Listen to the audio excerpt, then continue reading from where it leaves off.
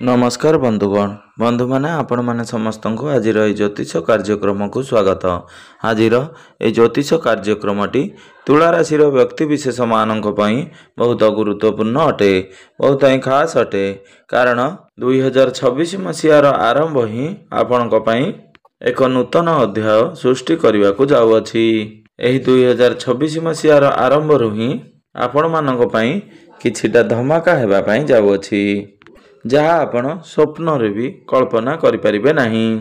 किंतु तार पछरे क्यों कारण रही से विषय रे आज वीडियो रे आमे माने विस्तार भाव में आलोचना करिबा।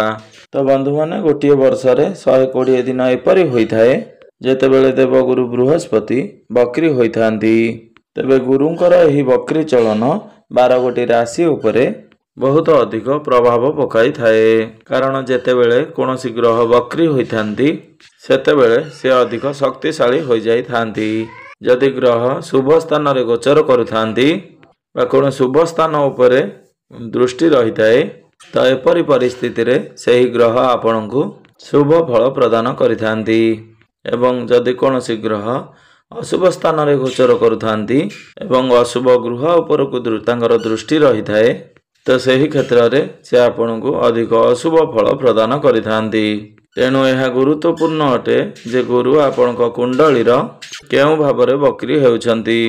तो बंधु माने सर्वप्रथम आसंतु जानि नेबा बकरीर अर्थ कौन।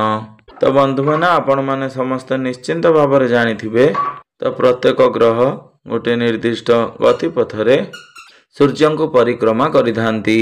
प्रत्येक ग्रहंकर गोटे निर्दिष्ट गतिपथ रही थाए। किंतु जेतेबेले सूर्य एवं से ग्रहंक मध्यरे जदि पृथ्वी चली आसी थाए एवं पृथ्वी आग को चली जाई थाए सेतेबेले आमको एपरि प्रतीयमान होइथाए जेपरिक ग्रह डी बकरी हो जाइछि। किंतु वास्तव रे सेपरि किछि होई न थाए। केवल ग्रह मानकर गोचर रे किछिटा परिवर्तन आसी थाए जहा 12टी जांक राशिंकर व्यक्ति विशेष मानक उपरे गभीर प्रभाव पकाई थाए। तो बंधु माने आज वीडियो रे आमे माने तुला राशि उपरे विस्तार भाव में आलोचना करिबा। एही 120 दिन आपणक जीवन रे कौन सबु परिवर्तन मान आनिबा पई जाउछि। आपणकर जीवन रे केउ सबु बड़ घटना मान घटिबा पई जाउछि। आपणक कुंडलीर केउ भाव रे गुरु बकरी होउछंती एवं केउ सब भाव उपरकु गुरुंकर दृष्टि रहुछि। तो बंधु माने आपण माने वीडियोटी को स्किप न करी थरे मात्र शेष पर्यंत निश्चिंत देखंतु एवं वीडियोटी को गोटे लाइक करी चैनल टी को सब्सक्राइब कर दियंतु। आपण माने जति सच्चा हृदय ईश्वर को भक्ति करुथांती विश्वास करुथांती तेबे भक्ति एवं श्रद्धार सहित कमेंट बॉक्स रे जय माँ लक्ष्मी जय श्री जगन्नाथ अवश्य लिखि दियंतु। तो बंधु माने आसंतु आरंभ करिबा आज रही कार्यक्रमटी जहाँ जन्म राशि एवं चंद्र राशि उपरे संपूर्ण आधारित अटे। तो बंधु माने राशि चक्रर 12 गोटी राशि मध्यरु सप्तम राशि हेउची तुला राशि। तो बंधु माने आपणक पई सबटार खुशीर कथा हेउची जे गुरु आपणकर दशम भाव में चलन करुछंती। तो बंधु माने जेतेबेले कोनोसी ग्रह निजर कोनोसी गृह रे बकरी होई थांती सेही गृह सहित जड़ित कार्य गुड़िक से पूर्णता प्रदान करिथांती।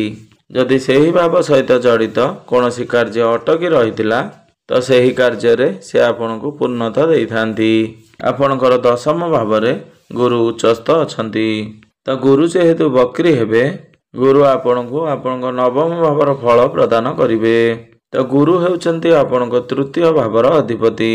तो गुरु जेहेतु आपनक आपनक भाग्य भावर फल प्रदान करिवे तेणु जदि आपनकर मार्केटिंग रो काम रहिछि बा ट्रैवलिंग रो काम करूछंती ट्रांसपोर्टिंग रो काम करूछंती इंपोर्ट एक्सपोर्ट रे काम करूछंती तो बकरी गुरु आपनको एही सब क्षेत्र रे अधिक शुभ फल प्रदान करिवे। तेबे गुरु आपनकर दशम भाव रे बकरी होउछंती। दशम भावटी होइथाए आपनकर कार्य क्षेत्र तथा कैरियर रो भाव। तो आपण निजे ही चेष्टा करिवे आपणकर कैरियर रे परिवर्तन आनिबा पई आपणकर कैरियर रे अचीवमेंट पाइबा पई आपण निजे ही निज तरफरु चेष्टा करिवे। आपणक मध्य रे मैनेजमेंट स्किल बढ़िबो कम्युनिकेशन स्किल बहुत भल रहिबो। एहा सहित गुरु जेहेतु आपणको आपण नवम भावर फल प्रदान करिवे तो आपणकर भाग्य मध्य प्रबल हेबो। आपण जेउ भी कार्य रे हाथ देबे ସେଥିରେ ଆପଣଙ୍କୁ ସଫଳତା ପ୍ରାପ୍ତି ହେବ। ଆପଣଙ୍କୁ ଅଳ୍ପ ପରିଶ୍ରମରେ ଅଧିକ ସଫଳତା ପ୍ରାପ୍ତି ହେବ। ତ ଯଦି ଆପଣଙ୍କର ପୂର୍ବରୁ କୌଣସି କାର୍ଯ୍ୟ ଅଟକି ରହିଥିଲା ତ ସେହି କାର୍ଯ୍ୟ ଆପଣଙ୍କର ଆଗକୁ ବଢ଼ିବ। ତ ବନ୍ଧୁମାନେ, ଗୁରୁଙ୍କର ଦୃଷ୍ଟି ଆପଣଙ୍କର ଚତୁର୍ଥ ଭାବ, ଷଷ୍ଠ ଭାବ ଏବଂ ଅଷ୍ଟମ ଭାବ ଉପରକୁ ରହୁଛି।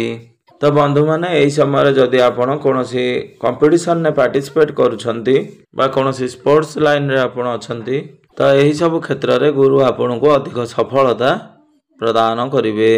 କାରଣ ଗୁରୁଙ୍କର ଦୃଷ୍ଟି ତାଙ୍କର ସ୍ୱଗୃହ ଆପଣଙ୍କର ଷଷ୍ଠ ଭାବ ଉପରେ ରହୁଛି। ତ ଆପଣ କମ୍ପିଟିସନ ଜିତିବା ପାଇଁ ଆପଣ ନିଜ ତରଫରୁ ସମସ୍ତ ପ୍ରକାର ଚେଷ୍ଟା କରିବେ। ଯଦି ଆପଣଙ୍କ ଉପରେ ଋଣ କରଜର ଭାର ବଢ଼ିଯାଇଥିଲା, ଆପଣ ଋଣ ଆଣିଥିଲେ କିନ୍ତୁ ଋଣ ଶୁଝିବାକୁ ଆପଣ ସକ୍ଷମ ହୋଇପାରୁନଥିଲେ, ତ ଏହି 120 ଦିନ ମଧ୍ୟରେ ଆପଣ ଋଣ କରଜ ଶୁଝିବାରେ ଆପଣଙ୍କୁ କୌଣସି ନା କୌଣସି ବାଟ ମିଳିଯିବ। ଅର୍ଥାତ୍ ଆପଣଙ୍କର ଫାଇନାନ୍ସିଆଲ ଗ୍ରୋଥ ହେବ। ତାହେଲେ ଯାଇ ଆପଣ ଋଣ କରଜର ଭାର ଶୁଝିବା ପାଇଁ ସକ୍ଷମ ହୋଇପାରିବେ। କୌଣସି ବ୍ୟକ୍ତି ମଧ୍ୟ ଆପଣଙ୍କୁ ଏହିସବୁ କ୍ଷେତ୍ରରେ ସାହାଯ୍ୟ କରିପାରନ୍ତି। ତ ବନ୍ଧୁମାନେ, ଗୁରୁଙ୍କର ଦୃଷ୍ଟି ଆପଣଙ୍କର ଚତୁର୍ଥ ଭାବ ଉପରକୁ ବି ରହୁଅଛି।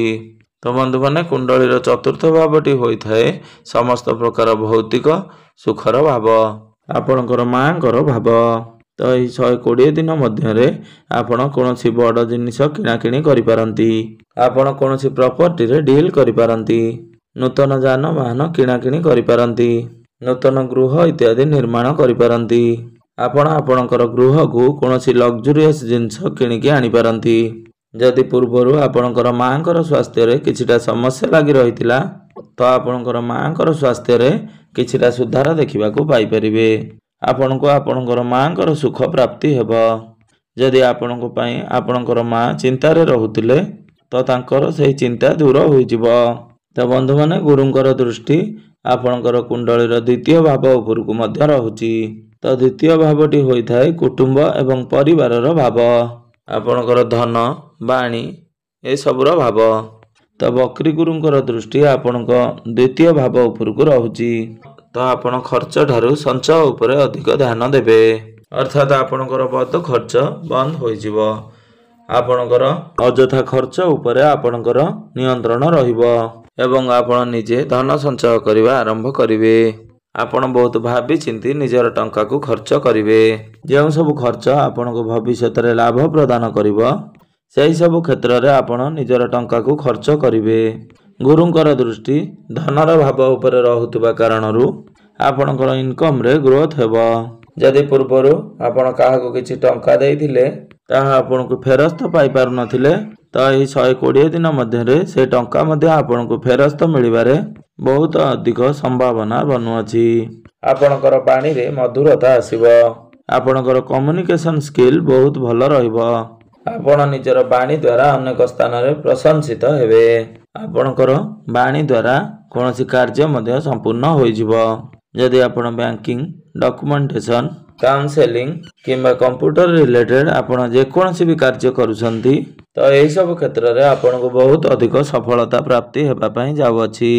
ତ ବନ୍ଧୁମାନେ, ଗୁରୁ ଯେହେତୁ ଆପଣଙ୍କର ଶୁଭ ସ୍ଥାନରେ ବକ୍ରି ହେଉଛନ୍ତି ଏବଂ ଶୁଭ ସ୍ଥାନ ଉପରେ ଗୁରୁଙ୍କର ଦୃଷ୍ଟି ରହୁଅଛି ତ ନିଶ୍ଚିନ୍ତ ଭାବରେ ଗୁରୁ ଆପଣଙ୍କୁ ଶୁଭ ଫଳ ପ୍ରଦାନ କରିବାକୁ ଯାଉଛନ୍ତି। ଏହି 120 ଦିନ ଆପଣଙ୍କ ପାଇଁ ବରଦାନ ସଦୃଶ ସାବ୍ୟସ୍ତ ହେବା ପାଇଁ ଯାଉଅଛି। ଏହି 120 ଦିନ ମଧ୍ୟରେ ଆପଣଙ୍କୁ ଅନେକ କିଛି ସଫଳତା ପ୍ରାପ୍ତି ହେବା ପାଇଁ ଯାଉଅଛି। ଆପଣଙ୍କର ଅନେକ ସ୍ୱପ୍ନ ପୂରଣ ହେବା ପାଇଁ ଯାଉଅଛି।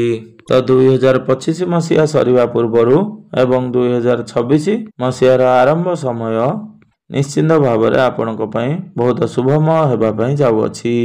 ତ ଯେହେତୁ ଗୁରୁ ଆପଣଙ୍କୁ ଆପଣଙ୍କର ଭାଗ୍ୟ ଭାବର ଫଳ ପ୍ରଦାନ କରିବେ ତେଣୁ ଆପଣ ପ୍ରତ୍ୟେକ କ୍ଷେତ୍ରରେ ଆପଣଙ୍କୁ ଆପଣଙ୍କର ଭାଗ୍ୟର ସାଥ ମିଳିବ। ଏହି 120 ଦିନ ମଧ୍ୟରେ ଆପଣଙ୍କର କୌଣସି ବଡ଼ କାର୍ଯ୍ୟ ମଧ୍ୟ ଆରମ୍ଭ କରିପାରନ୍ତି। ଆପଣଙ୍କର ଗୃହରେ କୌଣସି ଶୁଭ ମାଙ୍ଗଳିକ କାର୍ଯ୍ୟର ଆୟୋଜନ କରିପାରନ୍ତି। ଆପଣ କୌଣସି ଧାର୍ମିକ ସ୍ଥାନକୁ ଯାତ୍ରା କରିପାରନ୍ତି କିମ୍ବା କୌଣସି ଧାର୍ମିକ ସ୍ଥାନରେ ଆପଣ ଯୋଗଦାନ ଦେଇପାରନ୍ତି।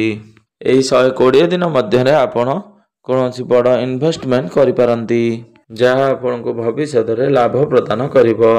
ଏହା ବ୍ୟତୀତ ଆପଣଙ୍କର ପିତାଙ୍କ ଠାରୁ ଆପଣଙ୍କୁ ସମସ୍ତ ପ୍ରକାର ସାହାଯ୍ୟ ସହଯୋଗ ପ୍ରାପ୍ତି ହେବ। ତ ବନ୍ଧୁମାନେ ଏବେ ଆସନ୍ତୁ ଜାଣିନେବା କିଛି ବିଶେଷ ଉପାୟ ବିଷୟରେ। ଯେଉଁ ଉପାୟ ଗୁଡ଼ିକ କରିବା ଦ୍ୱାରା ଆପଣଙ୍କର ଯେଉଁ ସବୁ ଅଶୁଭତ୍ୱ ରହୁଛି ସେଗୁଡ଼ିକ ଖଣ୍ଡନ ହୋଇ ଆପଣଙ୍କୁ ଶୁଭ ଫଳ ପ୍ରଦାନ କରିବ ଭାଗ୍ୟ ଏବଂ ଆପଣଙ୍କ ଭାଗ୍ୟରେ ଉନ୍ନତି ହେବ। ତ ଆପଣ ସେଥିପାଇଁ ପ୍ରତ୍ୟେକ ଦିନ ଆପଣଙ୍କ ରାଶ୍ୟାଧିପତି ଶୁକ୍ରଙ୍କର ବୀଜ ମନ୍ତ୍ରର ଜପ 108 ଥର ଅବଶ୍ୟ ଜପ କରନ୍ତୁ। ଆପଣ ପ୍ରତ୍ୟେକ ଦିନ ହନୁମାନ ଚାଳିଶାର ପାଠ ଅବଶ୍ୟ କରନ୍ତୁ। ଆପଣ ପ୍ରତ୍ୟେକ ଦିନ ଓଂ ନମଃ ଶିବାୟ ମନ୍ତ୍ର 108 ଥର ଜପ କରନ୍ତୁ ଏବଂ ଆପଣ ଯେତେ ପାରିବେ ଗୋମାତାଙ୍କର ସେବା କରନ୍ତୁ। ଯଦି ପ୍ରତ୍ୟେକ ଦିନ ଆପଣଙ୍କ ପାଇଁ ଏହା ସମ୍ଭବ ହେଉନାହିଁ ତେବେ ପ୍ରତ୍ୟେକ ବୁଧବାର ଦିନ ଗୋମାତାଙ୍କୁ ଯାଇ ସେବା କରନ୍ତୁ। ଗୋମାତାଙ୍କୁ ସବୁଜ ଚାରା ଖାଦ୍ୟ ଖାଇବା ପାଇଁ ଦିଅନ୍ତୁ। ଆପଣଙ୍କୁ ଅଧିକ ମାତ୍ରାରେ ଶୁଭ ଫଳ ପ୍ରାପ୍ତି ହେବ। ତେବେ ବନ୍ଧୁମାନେ ଆପଣଙ୍କର ଜୀବନ ମଙ୍ଗଳମୟ ହେଉ, ଏହା ହିଁ ଈଶ୍ୱରଙ୍କ ନିକଟରେ ମୋର ଏତିକି ପ୍ରାର୍ଥନା।